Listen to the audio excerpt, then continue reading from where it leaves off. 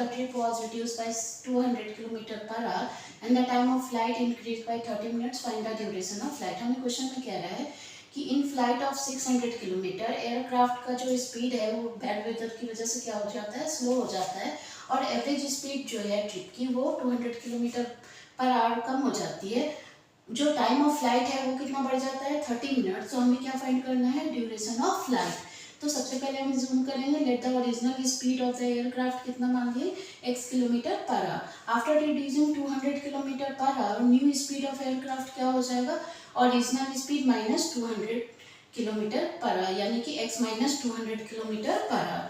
Duration of flight at the original speed क्या हो जाएगा, 600 अपॉन x आवर, क्योंकि टाइम इक्वल टू क्या होता है, distance upon speed.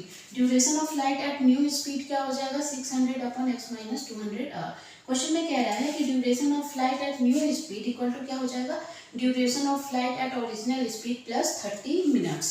Duration of flight at new speed हमारा कितना है, 600 upon x minus 200 equal to क्या हो जाएगा, duration of flight at original speed है 600 अपॉन x प्लस 30 मिनट्स को हम लिख सकते हैं 1/2 आवर्स। सॉल्व करके आगे लिखेंगे 600 upon x minus 200 minus 600 upon x equal to 1/2, जब 600 अपॉन एक्स जो है लेफ्ट साइड में आएगा। सो आगे लिखेंगे 600 x minus 600 multiply x minus 200 upon x multiply x minus 200 equal to 1/2।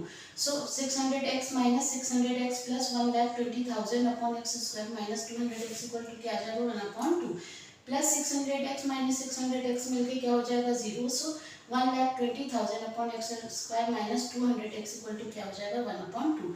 सो हम आगे लिख सकते हैं after cross multiply x square minus 200 x equal to 2,40,000। So x square minus 200 x minus 2,40,000 equal to क्या हो जाएगा, 0, जब हम 2,40,000 को लेफ्ट साइड में लाएंगे। अब हम आगे सॉल्व करने के लिए मेथड यूज कर रहे हैं स्प्लिटिंग द मिडिल टर्म। तो यहाँ पर हम माइनस 200x को क्या लिखेंगे, minus 600x plus 400x। So x square minus 600x plus 400x minus 2,40,000 equal to क्या आ जाएगा, 0। फर्स्ट टू टर्म में से जब हम x कॉमन लेंगे तो लिखेंगे x multiply x minus 600 plus last two term में से 400 कॉमन लेने पे क्या लिखेंगे, 400 multiply x minus 600 equal to 0। दोनों टर्म में से x माइनस 600 कॉमन लेने पर लिखेंगे x minus 600 multiply x plus 400 equal to 0। So x equal to हमारा क्या आ गया, 600 and x equal to minus 400। But x can never be negative, क्योंकि स्पीड कभी भी नेगेटिव नहीं हो सकता। So x is not equal to minus 400। तो ओरिजिनल स्पीड ऑफ एयरक्राफ्ट क्या आ गया, 600 kilometre per hour. Duration of flight कितना है, 600 अपॉन x आवर। इसे हम लिख सकते हैं 600 upon 600 hour. So equal to क्या हो